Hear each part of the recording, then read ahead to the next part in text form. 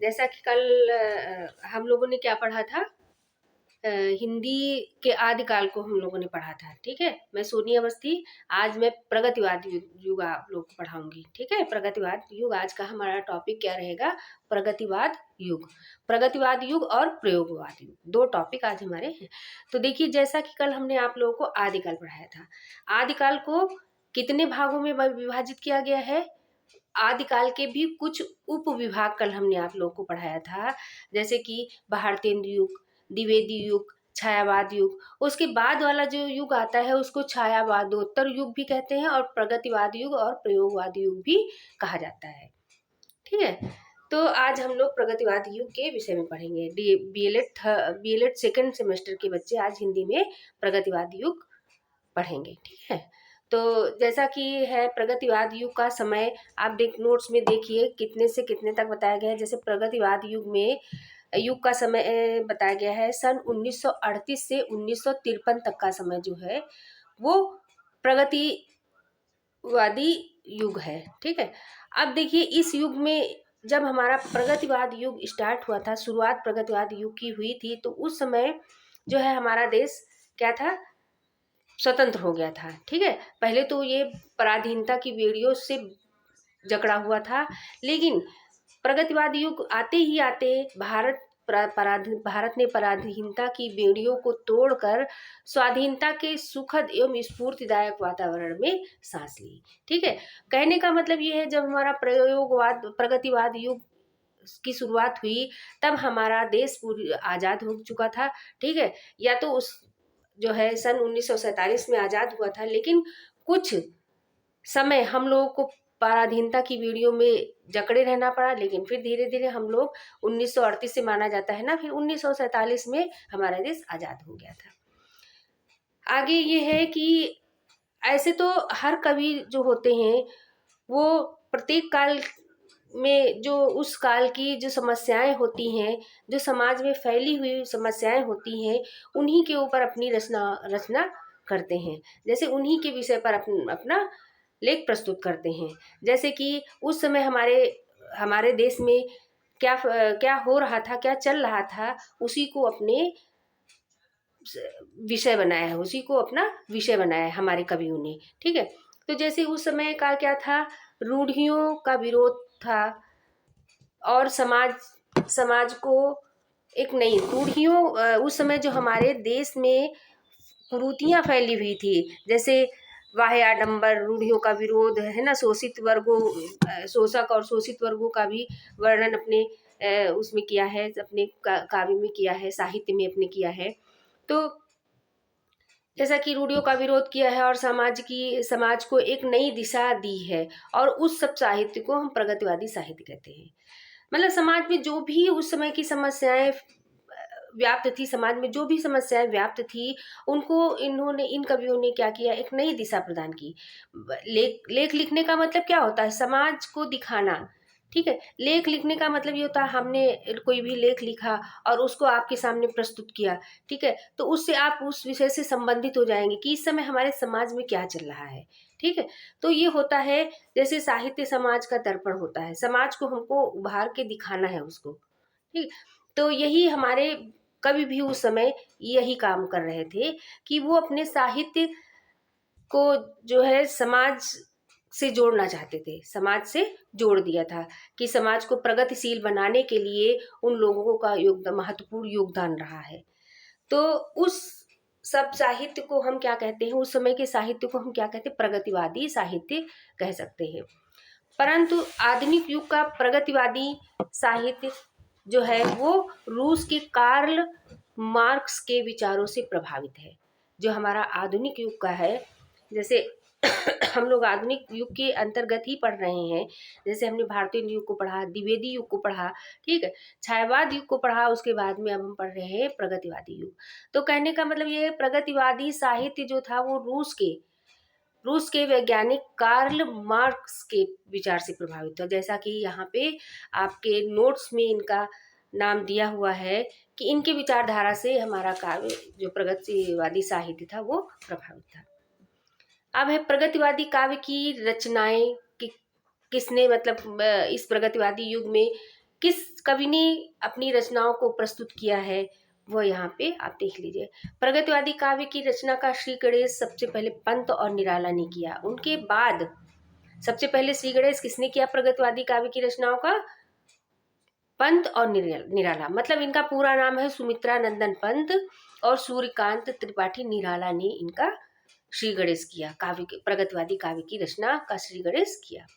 उसके बाद में और भी कवि आए हैं जिन्होंने प्रगतिवादी युग में अपनी रचनाओं को लिखा है, जैसे रामधारी सिंह दिनकर, बालकृष्ण शर्मा नवीन, भगवती चरण वर्मा, शिव मंगल सिंह सुमन, डॉक्टर रामविलास शर्मा, नागार्जुन और केदारनाथ अग्रवाल ने इस साहित्य में वृद्धि की है। उसके बाद में 1936 से 1951 तक का जो प्रगतिशील साहित्य है उसमें खूब सृजन हुआ है। ठीक है, लोगों ने अपने नई नई रचनाएं प्रस्तुत की हैं, समाज को दर्शाया है, समाज में जो भी उस समय की कुरीतियां व्याप्त थी तो उसको अपने साहित्य का विषय बनाया है। ठीक है, निबंध, नाटक, एकांकी, कहानी, उपन्यास, जैसे अब इसमें बताया गया है कि इस युग में प्रमुख विधाएं कौन कौन सी थी जिनकी रचना इस युग में हुई है।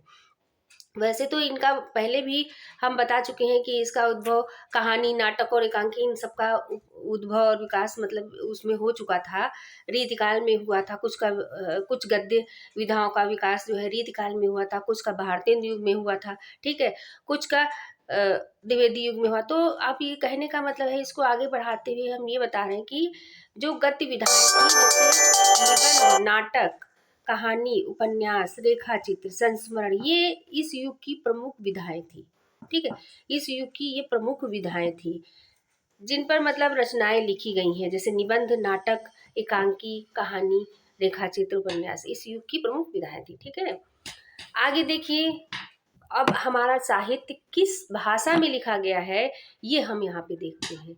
देखिए हमारे इस युग का प्रयोग, प्रगतिवादी युग का जो साहित्य है उसमें लेखकों ने किस भाषा का अधिकाधिक प्रयोग किया है। जैसे शुद्ध साहित्य, खड़ी बोली भाषा में इन्होंने अपनी कृतियों को लिखा है। ठीक है, और इनके काव्य का विषय क्या था? चिंतन की प्रधानता। चिंतन की प्रधानता इसकी प्रमुख प्रवृत्ति थी। इस युग के मतलब प्रगतिवादी युग के लेखकों की जो प्रमुख विशेषता थी, उन्होंने अपने काव्य में जिसका बहुत अधिकाधिक प्रयोग किया है तो वो क्या था? चिंतन की प्रवृत्ति। ठीक है, इस युग के कवियों के काव्य में, इस युग के कवियों के काव्य में या रचनाओं में, काव्य भी रचित हुए हैं, काव्य भी लिखा गया है प्रगतिवादी युग में और रचनाओं का भी सृजन हुआ है। इसलिए इस युग के काव्य और रचनाओं में परंपरा का विरोध दिखता है। परंपराएं, जो हमारे समाज में परंपराएं व्याप्त थी, जैसे जिन परंपराओं को लेकर के हम लोग उसी पर चलते आ रहे हैं कि कल अगर ये हमारे बाबा ने किया है तो उसी को हम आगे पीढ़ी दर पीढ़ी उसको हम लेते जा रहे हैं। ठीक है, तो इस युग के जो कवि थे उन्होंने अपनी रचनाओं में परंपरा का विरोध किया है, शोषकों के प्रति घृणा, क्रांति की भावना और मानवतावाद को अपने साहित्य का या अपनी रचनाओं का विषय बनाया है। ठीक है, अब शोषकों के प्रति घृणा मतलब जब हम उस समय की बात है जब 1936 में ये प्रगतिवादी युग हमारा स्टार्ट हुआ है, शुरुआत हुई है प्रगतिवादी युग की, तो उस समय हमारा देश आज़ाद नहीं था। ठीक है, मतलब धीरे धीरे आज़ादी की ओर बढ़ रहा था। हमारे जो क्रांतिकारी हैं धीरे धीरे इस देश को आज़ाद कराने में लगे हुए थे। तो उस समय हमारे देश में जो व्याप्त था, जैसे शोषकों के प्रति घृणा, तो क्या है, जब शोषण हो रहा था हमारे समाज में, हमारी जनता जो थी वो अंग्रेजों के अधीन थी और वो क्या करते थे? शोषण करते थे, हमारी जनता का शोषण कर रहे थे। तो इसलिए हमारे कवियों ने क्या किया कि उसको अपने साहित्य और अपनी रचनाओं को शामिल किया है, ताकि ये सब भावनाएं जितना भी है समाज को दिखाना है। क्रांति की भावना, लोगों में क्रांति की भावना जागृत की, मानवतावाद को भी अपनी रचनाओं का विषय बनाया है। आगे हम देखते हैं कि प्रगतिवादी काव्य में प्राचीन परंपराओं और रूढ़ियों का विरोध। जैसा कि अभी हमने ऊपर भी बताया है कि प्रगतिवादी काव्य में प्राचीन परंपराओं और रूढ़ियों का विरोध नए समाज के निर्माण का स्वर बहुत ऊंचा हुआ है। कहने का तात्पर्य है कि जो प्राचीन काल से परंपराएं चली आ रही थी, रूढ़ियों में मनुष्य रूढ़ियों में बंधा हुआ था और वही परंपराएं झेलता चला आ रहा था कि कल प्राचीन काल में अगर ऐसा हुआ था तो हम आगे भी इसी इन्हीं परंपराओं को आगे भी बढ़ाएंगे, या उन्हीं रूढ़ियों को बढ़ा रूढ़ियों पर चला है, अंधविश्वासों अंधविश्वासों को पर डिग रहा है। ठीक है, तो क्या है रूढ़ियों का विरोध। इस युग के हमारे कवियों ने क्या किया है कि अपने साहित्य में इसको अपने साहित्य का विषय बनाया, रूढ़ियों का विरोध किया है और एक नए समाज का निर्माण किया है।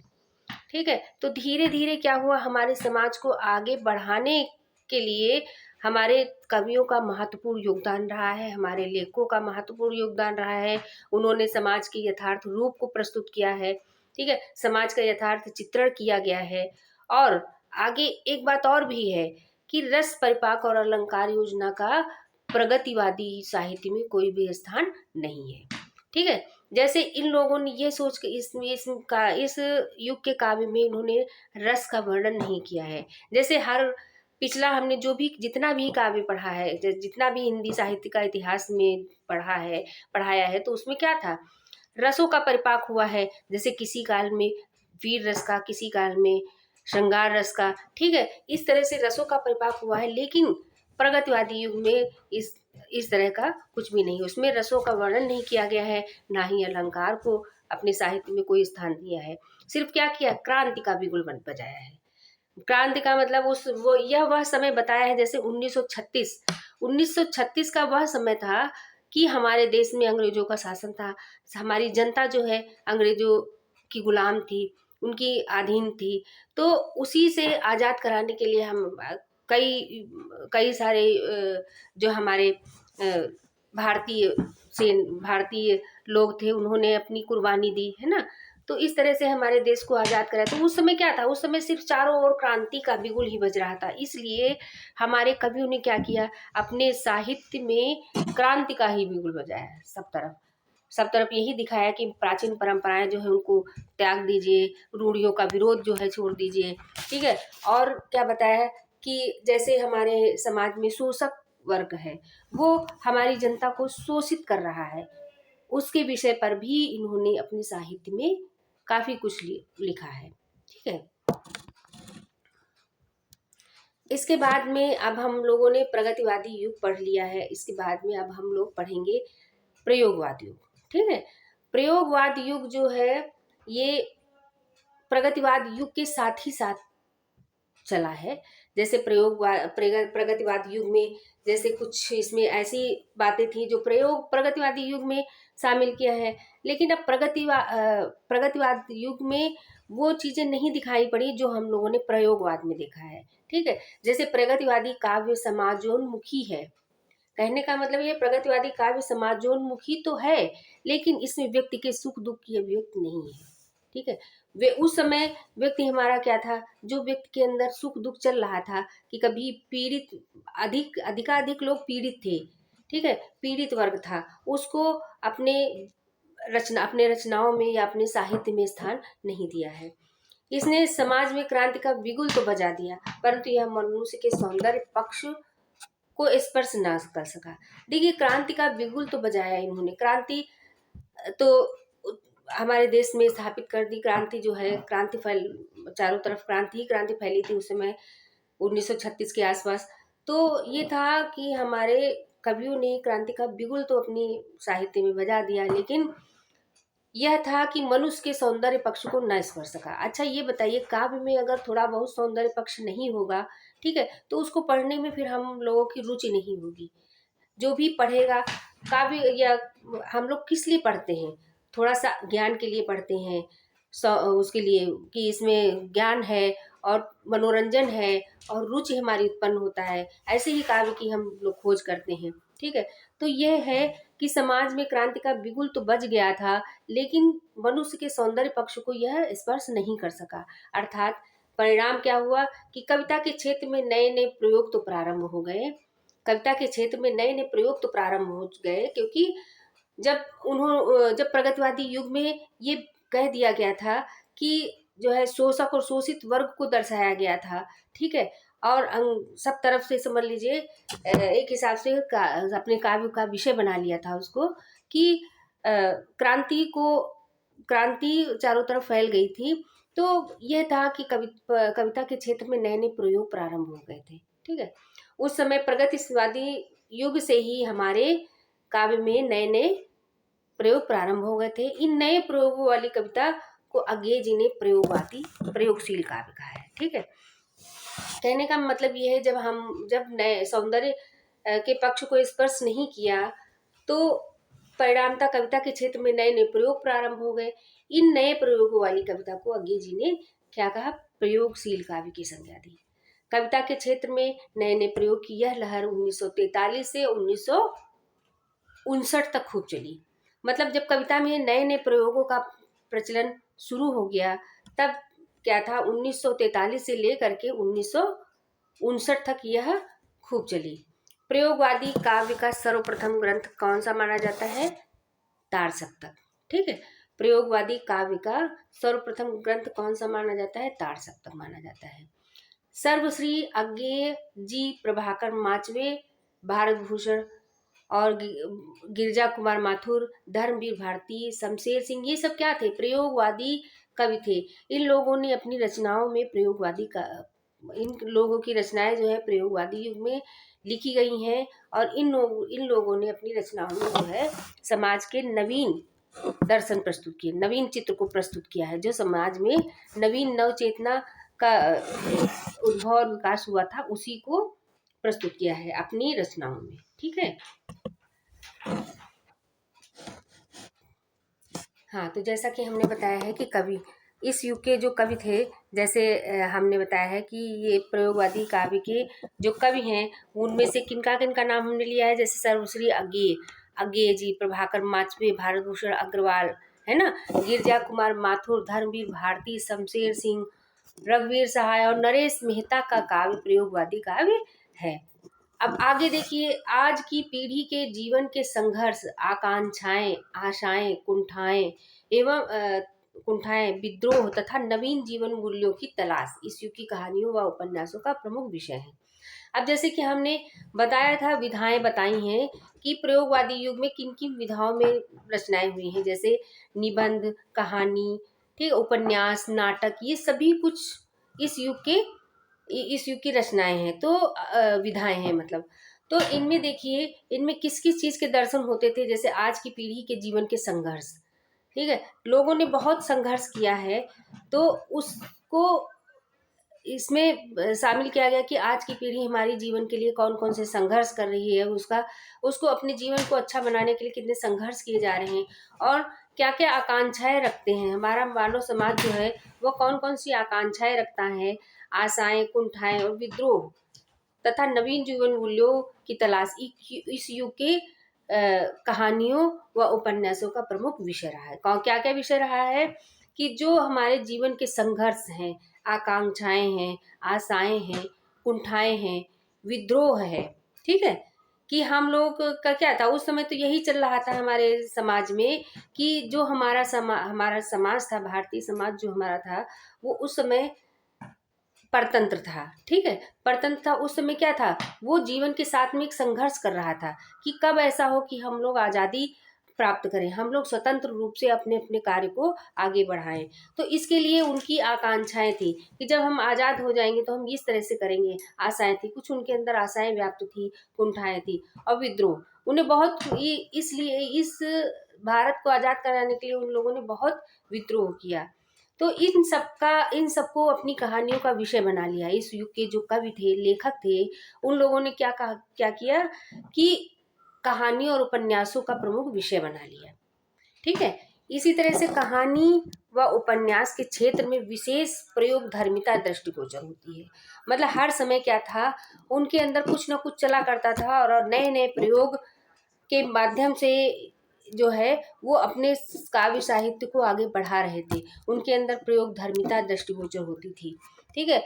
जैसा कि शेखर एक जीवनी, बहती गंगा, सूरज का सातवां घोड़ा, ये सब उपन्यास इसी युग में, प्रयोगवादी युग में लिखे गए थे। ठीक है, जैसे कि कवियों ने जो उपन्यास लिखे थे, जैसे सब प्रसिद्ध उपन्यास हैं, जैसे शेखर एक जीवनी, ये सब उपन्यास आप लोगों ने पहले उपन्यास नहीं पढ़े होंगे लेकिन नाम पढ़ा होगा इनका। जैसे ये भी ज़्यादातर उसमें हाई स्कूल इंटर के ऑब्जेक्टिव टाइप में क्वेश्चन, जब हिंदी साहित्य के इतिहास से संबंधित क्वेश्चन पूछे जाते हैं तो उसमें ये सब भी दिया हुआ होता है। जैसे कि शेखर एक जीवनी, बहती गंगा के लेखक का नाम बताइए, सूरज का सातवां घोड़ा। ठीक है, ये उपन्यास कब लिखे गए थे, किस युग के ये उपन्यास हैं, ये भी जानकारी आप लोगों को होनी चाहिए। ठीक है, फिर है प्रयोगवादी कवियों ने अजीब भाषा का। अब देखिए, सब पढ़ने के बाद में हम लोग भाषा पे आ जाते हैं। ठीक है, भाषा, प्रयोगवादी कवियों ने अजीब भाषा का प्रयोग किया था। मतलब इन लोगों ने, कवियों की कोई एक भाषा नहीं थी। ठीक है, जैसा कि हमने प्रगतिवादी युग में क्या पढ़ा है, हिंदी खड़ी बोली को, खड़ी बोली में ज्यादातर उस युग की रचनाएं जो हैं हिंदी खड़ी बोली में लिखी गई थी। लेकिन प्रयोगवादी युग के कवियों ने अजीब भाषा अपनाई है। इन लोगों ने क्या किया है, खिचड़ी का प्रयोग किया है। इन लोगों की भाषा जो है खिचड़ी रूप में प्रयोग हुई है। कुछ शब्द ब्रज भाषा से ले लिए, तो कुछ शब्द खड़ी बोली से ले लिए। तो इस तरह से अनेक भाषाओं से मिल कर के इन्होंने अपनी मतलब अपनी रचनाओं में इन्होंने अनेक भाषाओं के शब्द ले लिए हैं। तो इसलिए इनकी भाषा क्या है, खिचड़ी भाषा बन गई है।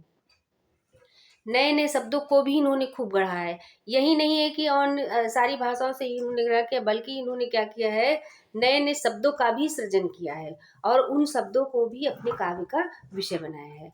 छंदों के बंधन इन्हें स्वीकार नहीं थे। कहने का मतलब ये है कि इन लोगों ने अपनी रचनाओं को छंदोबद्ध ढंग से नहीं प्रस्तुत किया है। ठीक है, जैसे भक्तिकाल, रीतिकाल और रीतिकाल, इन और सबसे पहले तो आदिकाल, आदिकाल है, भक्तिकाल है, रीतिकाल है। तो इस युग के काव्यों को क्या था, छंदोबद्ध रचनाएं की जाती थी। कुछ रचनाएं पद्य, जो पद्य साहित्य, ज्यादातर पद्य साहित्य की रचना हुई है। लेकिन आदिकाल जो है हमारा, पद्य नहीं, हाँ पद्य साहित्य, लेकिन आदिकाल जो हमारा है वो उसमें जो है गद्य रचनाओं का सृजन ज्यादा हुआ है। मतलब इस युग के लेखक जो है, जो आदिकाल को हमने भारतीय युग, छायावादी युग और द्विवेदी युग और आदिकाल युग में जो विभाजित किया है, इसमें हाँ प्रयोगवादी का युग, इसको विभाजित किया है। तो इसमें क्या है कि छंदों का प्रयोग अधिकाधिक नहीं हुआ। इक्का दुक्का भले ही किसी ने रचना अपने छंदोबद्ध ढंग से कर दिया हो, लेकिन प्रगतिवाद और प्रयोगवाद का जो काव्य था वो छंदों के बंधन से मुक्त था। मतलब छंदों का बंधन इन्हें स्वीकार नहीं था। कहने का मतलब है छंदों का बंधन इन्हें स्वीकार नहीं था। प्रयोगवादी कवियों ने तो प्राचीन छंदों के स्थान पर, मतलब जो लेखक अपना प्राचीन छंदों में रचनाएं की हैं, प्राचीन काल के कवियों ने जो अपने काव्य में छंदों का निर्माण किया है, ठीक है, तो इन लोगों ने क्या किया, इन्होंने छंदों के स्थान पर नए छंदों का प्रयोग किया है। जैसे प्रयोगवादी कवियों ने तो प्राचीन छंदों के स्थान पर नए मातृगेय छंदों का निर्माण किया है। अब देखिए यहाँ पे छंद, अब छंदों का प्रयोग, छंदों का यहाँ पे वर्णन किया गया है। तो हम एक बात और बता दें कि छंद के कितने प्रकार के छंद माने गए हैं। अगर छंद को आप पढ़ेंगे तो छंद कितने प्रकार के माने गए हैं। छंद है, दो प्रकार के माने गए हैं, जैसे वर्णिक छंद और मात्रिक छंद। ठीक है, छंदों का वर्णन यहाँ पे आया इसलिए हमने आपको बताया कि यहाँ पे जो है हम लोगों के काव्य, जो भी काव्य हैं, काव्य रचनाएं हैं, उनको दो छंदों में रचा गया है। जैसे एक तो मात्रिक छंद होता है, दूसरे वर्णिक छंद होता है। अब देखिए मात्रिक छंद यहाँ पर जैसे कि लिखा है, नए मात्रिक गेय छंदों का निर्माण किया। मात्रिक छंदों का मतलब है जैसे जिन छंदों में मात्राओं की गणना होती है। ठीक है, जिन छंदों में मात्राओं की गणना होती है उन्हें क्या कहते हैं हम लोग, मात्रिक छंद कहते हैं। और जिन छंदों में वर्णों की गणना होती है उन्हें हम वर्णिक छंद कहते हैं। अब मात्रिक छंद में जैसे यहाँ पे है, सोरठा है, दोहा है, रोला है, चौपाई छंद है, बरवह, ये सब क्या है, हमारे मात्रिक छंद हैं। ठीक है, तो अब हम आगे बढ़ते हैं कि प्रयोगवादी कवियों ने तो छंद रहित काव्य रचना का नया प्रयोग प्रारंभ किया। अब प्रयोगवादी का कवि जो थे उन्होंने क्या किया, छंद रहित काव्य की रचना करना प्रारंभ कर दिया। काव्य में नए नए प्रतीकों एवं नए नए उपमानों की भरमार हो गई। जैसे नए नए, जब उन लोगों ने छंदों का बंधन स्वीकार नहीं था, इसलिए इन्होंने छंदोबद्ध रचना का निर्माण ही नहीं किया। इन लोगों ने क्या किया, काव्य में अपने नए नए प्रतीकों को, नए नए विषयों को शामिल कर लिया। ठीक है, नए नए उपमानों की भरमार थी इनके काव्य में। आगे है, साहित्यकारों को भाषा के सर्वमान्य स्वरूप एवं अभिव्यक्ति की प्रभावशाली शैलियों की सुरक्षा का उत्तरदायित्व निभाना पड़ा। मतलब साहित्यकारों को भाषा के सर्वमान्य स्वरूप एवं अभिव्यक्ति की प्रभावशाली शैलियों की सुरक्षा का उत्तरदायित्व निभाना पड़ा। ये तो आज का हमारा हो गया है जो है प्रगतिवादी युग और प्रयोगवादी युग। देखिए, हम फिर से एक बार रिपीट कर दे रहे हैं आप लोगों को, तो आप लोग फिर से देख लीजिए। प्रगतिवादी युग और प्रयोगवादी युग को फिर से आप लोग देख लीजिए एक बार। सबसे पहले बात तो यह है कि प्रगतिवादी युग कब से कब तक माना जाता है। ठीक है, अब ये जो आदिकाल के उप विभागों को हम पढ़ रहे हैं, तो हमने आदिकाल के उप विभागों को कैसे पढ़ा है, जैसे आदिकाल के जो उप विभाग है उनको भी 4 भागों में विभाजित किया गया है। जैसे भारतेंदु युग, द्विवेदी युग, छायावाद युग और प्रगतिवाद युग और प्रयोगवाद युग। ठीक है, अब प्रगतिवाद युग और प्रयोगवाद युग को छायावादोत्तर युग भी कहते हैं। और प्रगतिवादी युग कब से कब तक माना जाता है, ये प्रगतिवादी युग जैसे है सन 1938 से सन 1953 तक का समय जो है वो प्रगतिवाद युग के नाम से जाना जाता है। तो सन 1938 में जैसा हमने बताया है कि सन 1938 में हमारा देश क्या था, पराधीनता की बेड़ियों को तोड़कर स्वाधीनता के सुखद एवं स्फूर्तिदायक वातावरण में सांस ली। मतलब उस समय हमारा देश जो है आज़ादी की चरम सीमा पर था।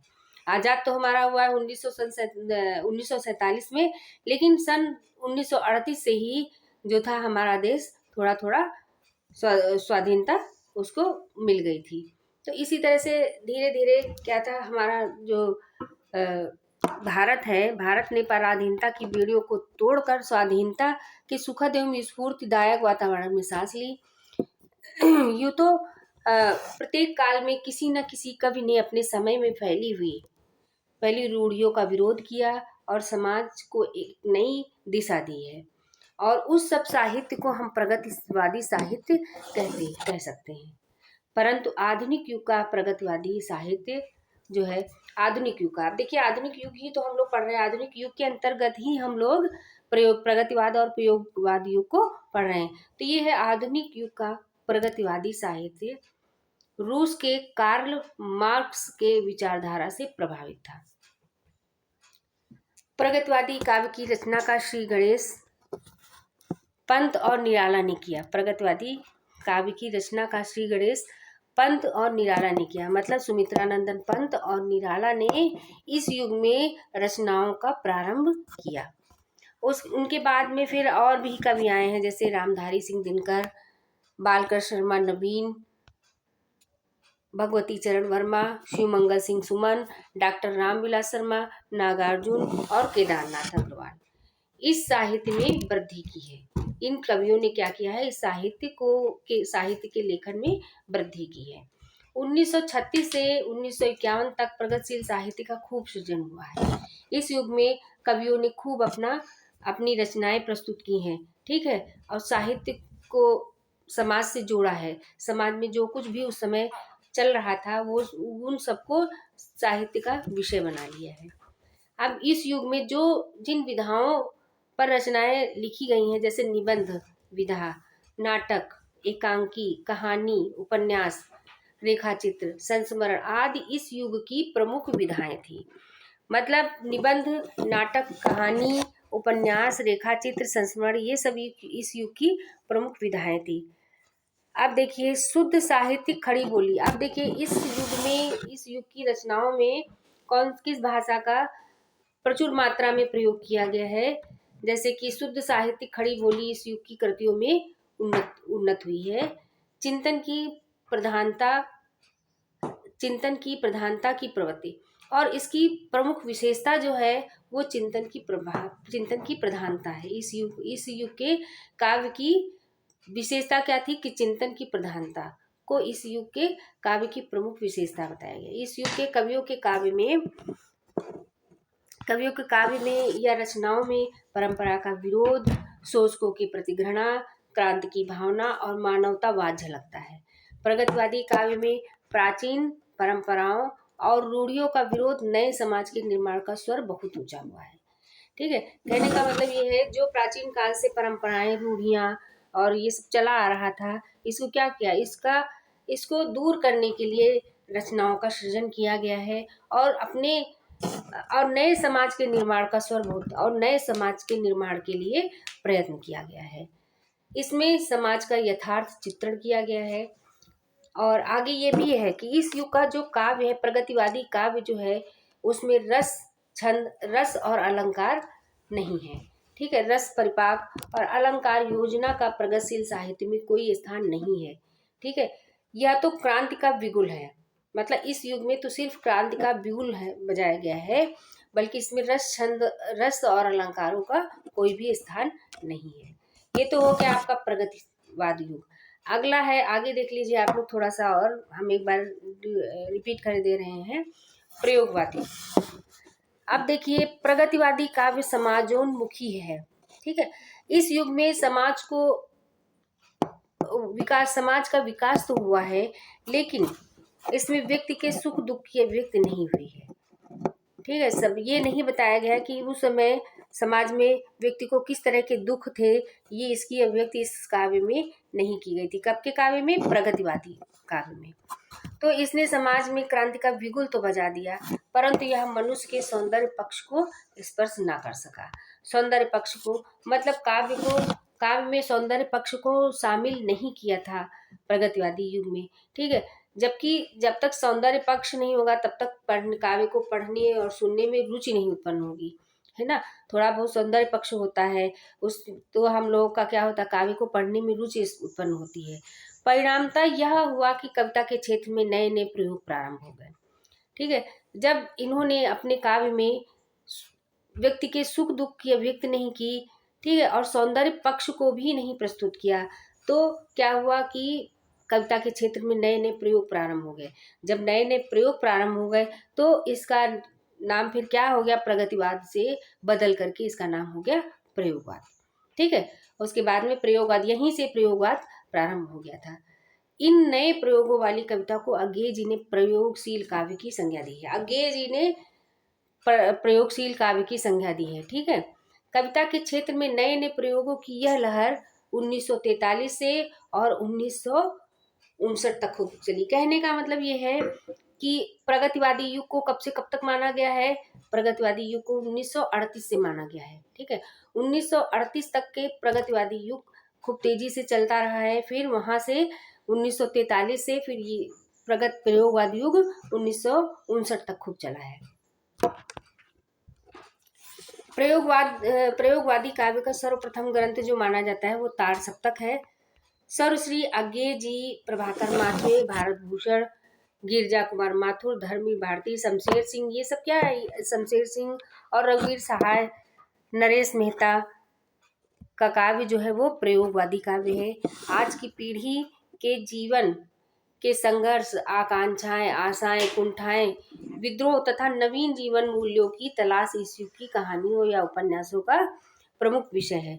कहानी व उपन्यास के क्षेत्र में विशेष प्रयोग धर्मिता दृष्टिगोचर होती है। शेखर एक जीवनी, बहती गंगा, सूरज का सातवां घोड़ा, ये उपन्यास प्रसिद्ध हैं। प्रयोगवाद के ये प्रसिद्ध उपन्यास है।